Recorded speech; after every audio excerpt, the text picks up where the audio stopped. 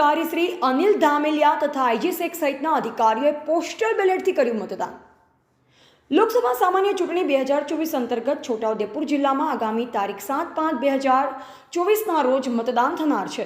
ચૂંટણી પ્રક્રિયામાં રોકાયેલ અધિકારીઓ પણ લોકશાહીના મહાપર્વમાં સહભાગી બની શકે તે માટે ચૂંટણી પંચ દ્વારા પોસ્ટલ બેલેટથી મતદાન કરવાની સુવિધા આપવામાં આવે છે। જે અંતર્ગત જિલ્લા ચૂંટણી અધિકારી શ્રી અનિલ ધામેલિયા સહિતના અધિકારીઓએ આજે પોસ્ટલ બેલેટથી મતદાન કર્યું। આ પ્રસંગે જિલ્લા ચૂંટણી અધિકારી શ્રીએ જણાવ્યું હતું કે ચૂંટણી કામગીરીમાં રોકાયેલ અધિકારી કર્મચારીઓ પણ લોકશાહીના પર્વમાં સહભાગી બની શકે તે માટે પોસ્ટલ બેલેટથી મતદાનની સુવિધા આપવામાં આવે છે। આ ઉપરાંત જિલ્લામાં વૃદ્ધ અને દિવ્યાંગ મતદારો માટે હોમ વોટિંગની પ્રક્રિયા પણ મહદ અંશે પૂર્ણ થઈ ચૂકી છે।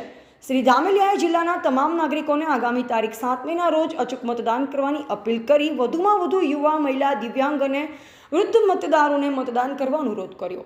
આ તકે જિલ્લા ચૂંટણી અધિકારી શ્રી ઉપરાંત જિલ્લા પોલીસ અધિક્ષક શ્રી આઈજી શેખ, નિવાસી અધિક કલેક્ટર શ્રી શૈલેષ ગોકલાણી, પ્રાંત અધિકારી શ્રી વિમલ બારોટ સહિતના અધિકારીઓએ પોસ્ટલ બેલેટથી મતદાન કરી લોકશાહીના અવસરમાં પોતાની સહભાગિતા નોંધાવી હતી। ટીવીટી ન્યૂઝ નેટવર્ક સાથે રિપોર્ટર ઝાહિર સૈયદ, છોટાઉદેપુર। मतदान आपको ये आपनो अधिकार है। आज पोस्टल बेलेटनी प्रक्रिया चाली रही है। मैं अने एसपीसी अहींया मतदान करेलुं छे।